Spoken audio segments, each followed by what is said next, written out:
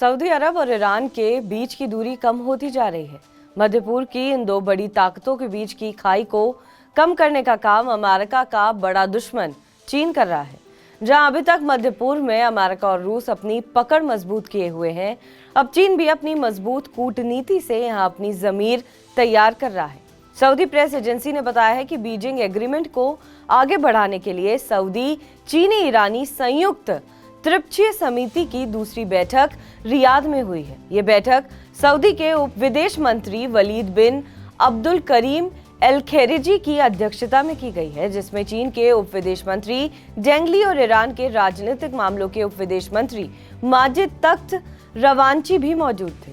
Saudi और Iran के अधिकारियों ने इस बैठक में बीजिंग एग्रीमेंट को पूरी तरह अपनाने और संयुक्त राष्ट्र चार्टर, इस्लामिक सहयोग संगठन के चार्टर और अंतर्राष्ट्रीय कानून का पालन करके पड़ोसी संबंधों को मजबूत करने की अपनी प्रतिबद्धता की पुष्टि की, जिसमें संप्रभुता, स्वतंत्रता और सुरक्षा के सम्मान पर जोर दिया गया है। सऊदी अरब और ईरान ने चीन की पहल को भी सराहा और बीजिंग समझौते में इसके प्रयासों को अहम बताया है। चीन ने भी दोनों देशों के रिश्ते सुधारने के लिए अपनी प्रतिबद्धता दोहराई।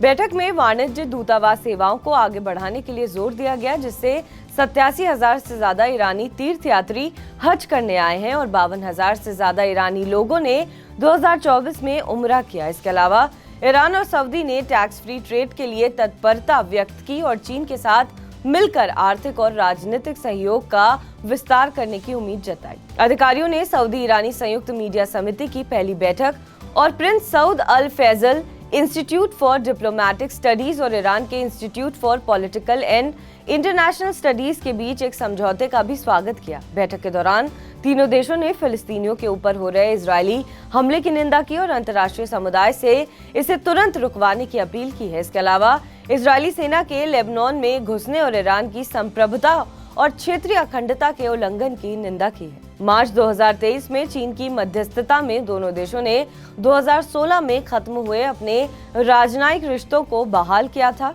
इस एग्रीमेंट के तहत दोनों देशों ने आपसी कारोबार, साझेदारी और सहयोग आदि पर काम करने पर सकारात्मकता व्यक्त की थी। अब दोनों देश इस एग्रीमेंट को पूरी तरह से करने के लिए रियाद में मिले थे। बहरहाल इस खबर पर आपका क्या कुछ कहना है, हमें कमेंट करके जरूर बताएं। बाकी देश विदेश की तमाम बड़ी खबरों के लिए आप देखते रहें TV9 डिजिटल।